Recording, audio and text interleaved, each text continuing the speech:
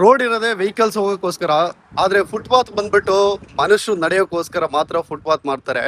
ಆದ್ರೆ ಇವಾಗ ನಾನು ಒಂದು ವಿಷಯ ಕೇಳಿದೆ, ಬ್ಯಾಂಗ್ಳೂರಲ್ಲಿ ಇರೋ ಫುಟ್ಪಾತ್ ಅಲ್ಲಿ ಇರುವಂತಹ ಅಂಗಡಿಗಳನ್ನೆಲ್ಲ ತೆಗೆದ್ಬಿಟ್ಟು ಸೊ ಮನುಷ್ಯರು ನಡೆಯೋಕ್ಕೋಸ್ಕರ ಮಾಡ್ತಾ ಇದಾರೆ ಅಂತ. ಸೊ ಅದನ್ನ ಕೇಳಿ ತುಂಬಾ ಖುಷಿ ಆಯ್ತು ನನಗೆ. ನಮಸ್ಕಾರ, ರೊಮೇನಿಯಾದಿಂದ ನಾನು ನಿಮ್ಮ ಹಾಸನ್ ಹುಡುಗ.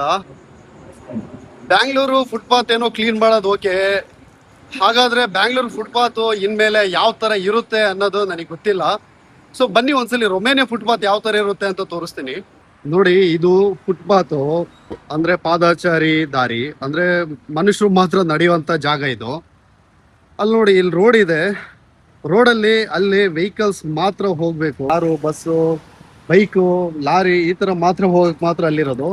ಸೊ ಸೈಕಲ್ ಹೋಗೋಕ್ಕೋಸ್ಕರನು ಸೈಡಲ್ಲಿ ಒಂದು ಚಿಕ್ಕದಾಗಿ ಗ್ರೀನ್ ಪೈಂಟ್ ಹೊಡೆದ್ಬಿಟ್ಟು ಸೈಕಲ್ ಮಾತ್ರ ಹೋಗೋಕ್ಕೋಸ್ಕರ ಒಂದು ಮಾಡಿರ್ತಾರೆ. ಅದು ಬಿಟ್ರೆ ಇದು ನೋಡಿ, ಇದು ಬಂದ್ಬಿಟ್ಟು ಪಾದಾಚಾರಿ ದಾರಿ ಅಂದ್ರೆ ಫುಟ್ಪಾತ್. ನಾನಿವಾಗ ರೋಡಲ್ಲಿ ನಡ್ಕೊಂಡು ಹೋಗ್ತಾ ಇಲ್ಲ, ಇದು ಫುಟ್ಪಾತ್ ಅಂದ್ರೆ ಮನುಷ್ಯರು ಮಾತ್ರ ನಡೆಯುವಂತ ಜಾಗ ಇದು. ಇಲ್ಲಿ ಈ ಫುಟ್ಪಾತ್ ಅಲ್ಲಿ ಬಂದ್ಬಿಟ್ಟು ಯಾರು ಬಿಸ್ನೆಸ್ ಮಾಡ್ಕೊಂಡು ಅಂಗಡಿ ಇಟ್ಕೊಂಡು ಕೂತ್ಕೊಳ್ಳೋ ಹಾಗಿಲ್ಲ. ಇದು ಬಂದ್ಬಿಟ್ಟು ಮನುಷ್ಯರು ಮಾತ್ರ ನಡೆಯೋಕ್ಕೋಸ್ಕರ ಮಾಡಿರುವಂತ ಫುಟ್ಪಾತ್.